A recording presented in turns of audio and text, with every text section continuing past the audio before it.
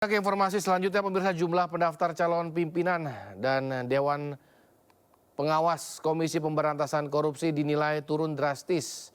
Menurut data Pansel KPK hingga H-1 atau 14 Juli kemarin, pendaftar Capim KPK sejumlah 160 orang dan Dewas 121 orang. Jumlah para pendaftar lembaga anti rasuah ini dinilai jauh menurun dibandingkan tahun-tahun sebelumnya.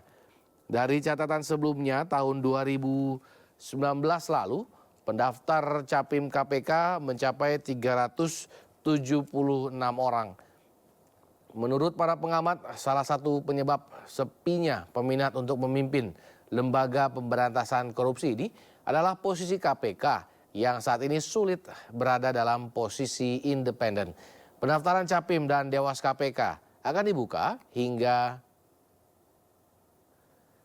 Senin malam.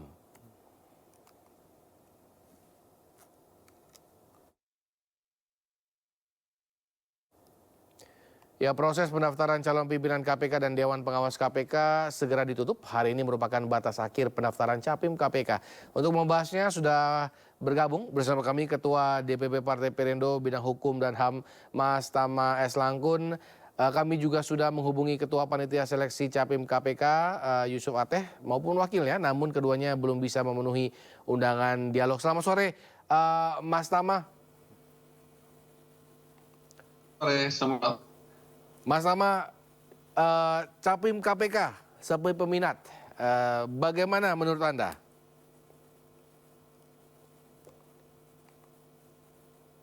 Mas Tama? Kami nampaknya memiliki kendala komunikasi dengan Mas Tama Langkun. Mas Tama, apakah sudah terhubung kembali?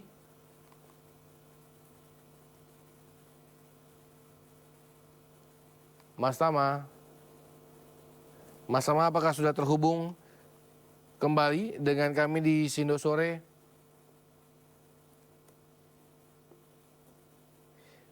Ya, kami masih akan mencoba memulihkan Mas Tama. Halo, ya. Halo Mas Tama, akhirnya kembali lagi. Mas Tama, Ya.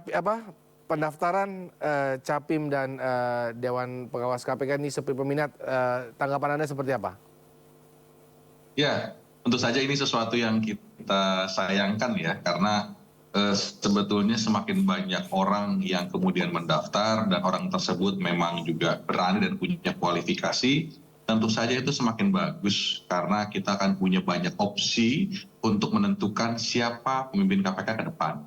Nah, situasi ini tentu saja kita harus lihat juga dari berbagai macam perspektif. Kalau saya melihat kenapa kemudian dia sepi, ya karena memang secara syarat hari ini untuk menjadi komisioner KPK itu kan syarat minimalnya 50 tahun. Jadi memang orang-orang yang kemudian usianya 40 tahun ke atas, kemudian dia memang punya kemampuan, kapasitas, komitmen, itu kemudian dia nggak bisa masuk. Karena satu sisi usianya sekarang batasnya makin tinggi, jadi 50 tahun. Itu mungkin yang pertama.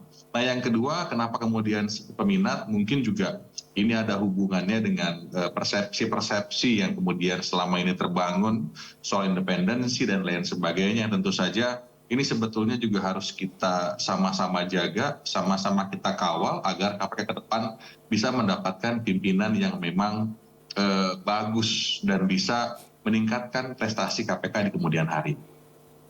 Oke, tapi kalau kita klasifikasi dulu ya, dengan umur, batasan umur dulu deh.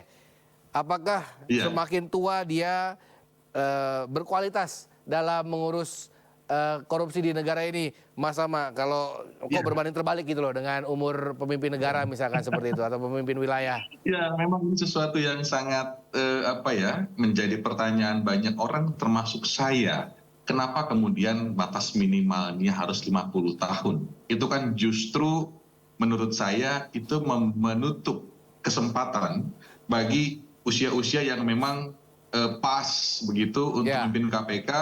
Dan berdasarkan sejarah juga, selama ini kan juga nggak ada masalah.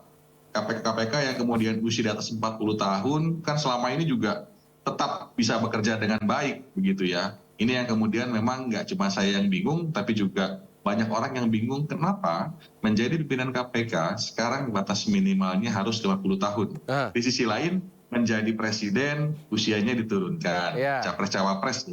Kemudian pilkada juga demikian, betul, usianya semakin diturunkan. Di sisi betul. lain, salah satu lembaga kuasi negara yang menurut saya masuk tier 1 ya, atau yang kemudian memang lembaga kuasi negara yang punya peran cukup besar begitu dalam berantas korupsi, ini kemudian justru malah diisi oleh orang-orang yang usianya itu semakin tua. Iya, Ini yang menurut saya ada perbedaan semangat ya, iya, betul. yang kemudian hari ini sedang ada dan KPK yang hari ini akan menjaring pimpinannya.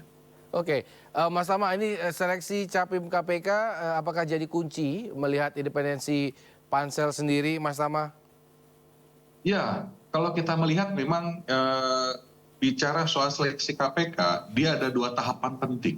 Iya. Tahapan yang pertama adalah seleksi di tahap panitia seleksi yang memang nanti akan diajukan kepada presiden. Jadi nama-nama yang nanti akan disodorkan kepada presiden itu akan sangat tergantung dari panitia seleksi yang sekarang sedang bekerja. Mhm. Nanti setelah itu baru kemudian masuk di tahap selanjutnya adalah seleksi yang akan ditentukan oleh DPR RI Komisi Ya, 3. ya. Jadi memang ada 2 tahapan. Nah, tahapan pertama ini menurut saya tahap penjaringan yang sangat penting. Mhm. Kenapa? Disinilah kemudian ukuran-ukuran itu terlihat dengan jelas. Jadi kalau kemudian dia pengen mengukur soal kompetensi, maka dilihat soal pengalamannya, soal kemampuannya menjawab pertanyaan. Bahkan kemudian kalau kita mau lihat soal rekam jejaknya, ini juga tahapan yang paling pas. Jadi sebetulnya tahapan pansel ini itu tahapan-tahapan yang memang betul-betul mencari orang yang punya kualitas, Oke. kompetensi, rekam jejak dan lain sebagainya.